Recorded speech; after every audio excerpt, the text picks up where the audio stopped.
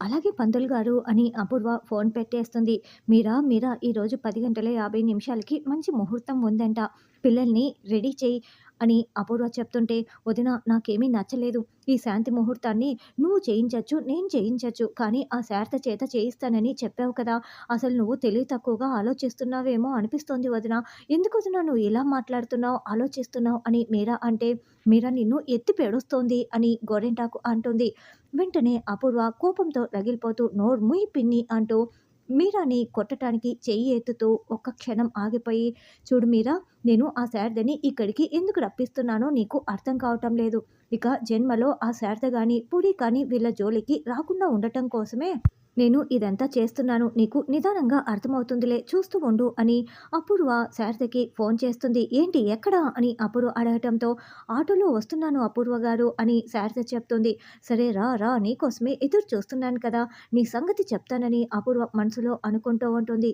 ఇంకోవైపు భూమి చేతితో కర్పూర హారతిని ఇస్తూ, స్వామి చెర్రి బయటికి రావాలి, నేను బావ కలిసిపోవాలి, పూరి సంతోషంగా ఉండాలి, శారద అత్తయ్య సంతోషంగా ఉండాలి అని దేవుణ్ణి వేడుకుంటూ ఉంటుంది.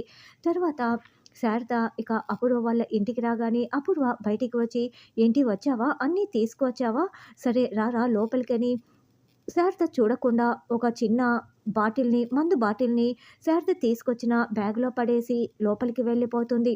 అప్పుడే కేపీ మీరా హాల్లో కూర్చొని ఉంటే శారదను చూసి కేపీ కంగారు పడిపోతూ, శారద ఎందుకు వచ్చావు, ఏంటి ఇలా వచ్చావు అని అడుగుతూ ప్రశ్నిస్తూ ఉంటారు. ఏమండి, నేను బిందు శివలని ఆశీర్వదించి శాంతి ముహూర్తం జరిపించటానికి వచ్చానని శారద చెప్తుంటే, ఏయ్ ఆగు, బుద్ధుందా, నువ్వేంటి, నీ బతికేంటి, నువ్వు శాంతి ముహూర్తం జరిపించటానికి ఇక్కడికి రావటం ఏంటి, నీ ఆశీర్వాదం ఎవరికి కావాలి అని శరత్చంద్ర అరుస్తూ తిడుతూ ఉంటారు. చూడండి అన్నయ్య గారు, ఎంత కాదనుకున్నా బిందు నా మేనకోడలే కదా, నేను ఆశీర్వదిస్తే తప్పేంటి అని, అయినా మీకు డబ్బుందని ఏమైనా మాట్లాడతారా, అయినా నేనేమి ఇక్కడికి ఊరికే రాలేదు, నేను ఇక్కడికి వస్తే నాకు ఎంత అవమానం జరుగుతుందో నాకు తెలుసు, కానీ అపూర్వ గారే ఇక్కడికి నన్ను రమ్మని చెప్పారు, నాకు మాత్రం ఇక్కడికి వచ్చి మాటలు అనిపించుకోవాలని ఆశగా ఉంటుందా, పూరి పొరపాటున వీళ్ళ ముఖాలపై బూడిద వేసి శాపనార్థాలు పెట్టిందని, అందుకు నా కూతుర్ని ఏమీ చేయకుండా ఉండటం కోసం నేను ఏదైనా చేస్తానని అపూర్వ గారికి చెప్పాను, అప్పుడు అపూర్వ గారే నన్ను ఇలా చేయమన్నారు, అందుకే నేను ఇక్కడికి ఇలా వచ్చాను అని శారద చెప్తుంటే, అప్పుడే చాటుగా ఇదంతా గమనించుకుంటున్న అపూర్వ అది వినేసి అక్కడికి ఎంట్రీ చేస్తుంది. ఏంటేంటి, నేను నిన్ను రమ్మని చెప్పానా, ఎంత ధైర్యం ఉంటే నువ్వు ఇలా అబద్ధాలు చెప్తావు, బావా అబద్ధాలు చెప్తుంది, నేను అసలు చెప్పనే లేదు, పిలవనే లేదు అని అపూర్వ అంటుంది.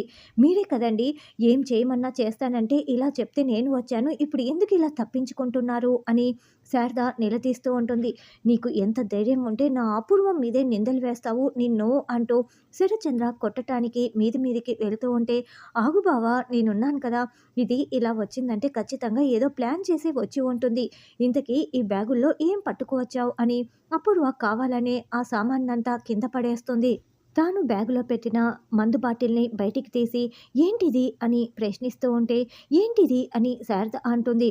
అమ్మో అమ్మో, ఈ చూసావా బావా, ఇదేదో మందు పట్టుకు వచ్చింది, ఇదేంటో నేను ఇప్పుడే కనిపెడతాను అని గూగుల్లో సెర్చ్ చేసి, బావా ఈ మందు కనుక మన బిందు తీసుకునిందే అనుకో, జీవితంలో పిల్లలు పుట్టరు బావా, బిందు జీవితాన్ని నాశనం చేయటానికి ప్లాన్ ప్రకారం దీన్ని పట్టుకు వచ్చింది బావా అని అపూర్వ చెప్తుంది. అయ్యో నాకేం తెలీదని శారద చెప్తుంటే, అమ్మో అమ్మో, అంటే నా కూతురికి పిల్లలు పుట్టకుండా జీవితాంతం ఏడుస్తూ కూర్చునేలా చేయటానికి వచ్చావా, ఇంతకు తెగిస్తావా అంటూ మీరా శారద వీపుపై బాధేస్తూ ఉంటుంది. ఆగు అంటూ కేపీ అడ్డుపడుతూ ఉంటాడు. కేపీ, నా భార్య శారద అంత గొప్పది ఇంత గొప్పదని చెప్తూ ఉంటావు కదా, మీరా అసలు ఈ శారద ఈ మందు బాటిల్ని ఎందుకు తీసుకొచ్చిందో తెలుసా, ఇప్పుడు ఈ మందు బిందుకి ఇచ్చేస్తే జీవితంలో పిల్లలు పుట్టరు, తర్వాత పూరినిచ్చి పెళ్లి చేయొచ్చని ప్లాన్ ప్రకారం ఇలా చేసిందని అపూర్వ చెప్తుంది. అయ్యో నాకేం తెలియదని శారద ఏడుస్తూ చెప్తూ ఉంటుంది. ఇది నీ భార్య గొప్పతనం, ఇది ఒక రాక్షసి అని అపూర్వ తిడుతూ ఉంటే, అపూర్వ అంటూ శారద అరుస్తూ ఉంటుంది. ఎంత ధైర్యమే నీకు అంటూ అపూర్వ శారద చెంప పగలగొడుతుంది. బిందు ఈ మందుని తినేసి ఉంటే ఏమైనా జరిగి ఉండేది, అమ్మో అని అపూర్వ అంటే, అపూర్వ గారు అంటూ కేపీ అరుస్తూ ఉంటాడు. ఆగు కేపీ, ఇదంతా నీ వల్లే వచ్చింది, నువ్వు మాటి మాటికి దీన్ని వెనకేసుకు తిరగటం, తర్వాత ఎప్పుడు దీని చుట్టూ తిరగటం వల్లే ఇది ఇంతకు తెగించటానికి ఇక్కడికి వచ్చింది, దీనికి ఎలా బుద్ధి చెప్పాలో నాకు తెలుసు అని శరత్చంద్ర అంటే, నేను నిజం చెప్తున్నాను అన్నయ్య గారు, అపూర్వ గారు పిలిస్తేనే వచ్చానని శారద అంటుంది. నిన్ను అస్సలు వదిలిపెట్టను అని శరత్చంద్ర శారద మీదికి వస్తూ ఉంటే, బావా ఈ పాపని నీ చేతులతో ఎందుకు బావా చేయటం, నేనున్నాను కదా అని కేపీని గదిలో పెట్టి గడి పెట్టేసి శారద చుట్టు పట్టుకొని అపూర్వ లాక్కు వస్తూ ఉంటుంది. ఇదంతా ఆ గగన్ గాడికి వీడియో తీసి పంపిస్తే చాలా బాగుంటుంది కదా అని అపూర్వ అనుకుంటూ ఉంటుంది. అలా శారదని కుర్చీలో కూర్చోపెట్టి తాళ్లతో కట్టేస్తూ ఉంటారు. కేపీ ఇదంతా అద్దంలో నుంచి చూస్తూ వెంటనే భూమికి ఫోన్ చేస్తారు. గుడిలో ఉన్న భూమి, ఏంటి మావయ్య ఇలా కాల్ చేశారని ఫోన్ లిఫ్ట్ చేసి మాట్లాడుతూ ఉంటుంది. శారద ఇంటికి వచ్చిందమ్మా అని జరిగిన విషయం మొత్తం చెప్పటంతో భూమి పరుగులు పెడుతూ అక్కడికి వస్తూ ఉంటుంది. ఇక జనాలందరినీ కూడా శరత్చంద్ర పోగేస్తాడు.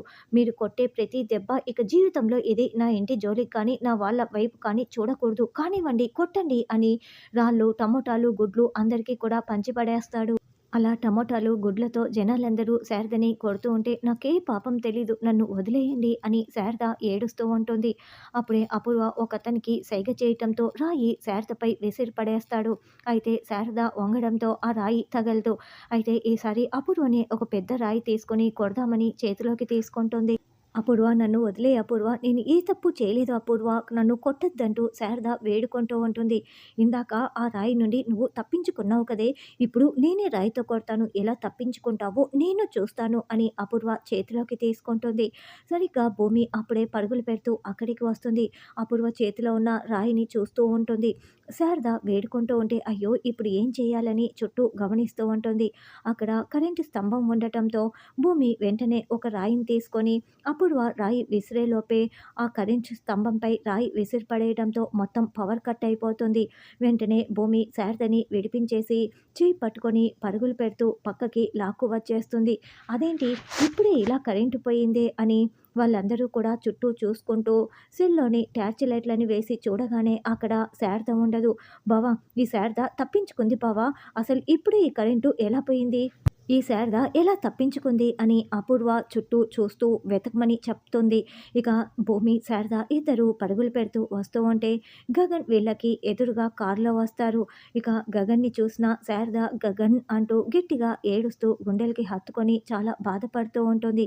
అమ్మ నీకేమీ కాలేదు కదమ్మా చెప్పమ్మా అని గగన్ అడుగుతూ ఉంటే, నాకేమీ కాలేదు, సమయానికి భూమి వచ్చి నన్ను కాపాడి తీసుకువచ్చింది గగన్ అని శారద ఏడుస్తూ చెప్తూ ఉంటే, అసలు ఎందుకమ్మా నువ్వు అక్కడికి వెళ్ళావో, ఏం జరిగిందమ్మా చెప్పమ్మా అని గగన్ అడుగుతూ ఉంటాడు. చెప్పమ్మా నిన్నే అడుగుతున్నది, అసలు నువ్వు వాళ్ళ ఇంటికి వెళ్ళటం ఏంటి, నిన్ను కట్టేసి ఇలా చేయటం ఏంటి, చెప్పమ్మా చెప్పు అని గగన్ అడుగుతూ ఉంటే ఇక గుడిలో జరిగిన విషయం మొత్తం కూడా శారద గగన్కి చెప్తుందా అన్నది రానున్న ఎపిసోడ్లో తెలుసుకుందాం.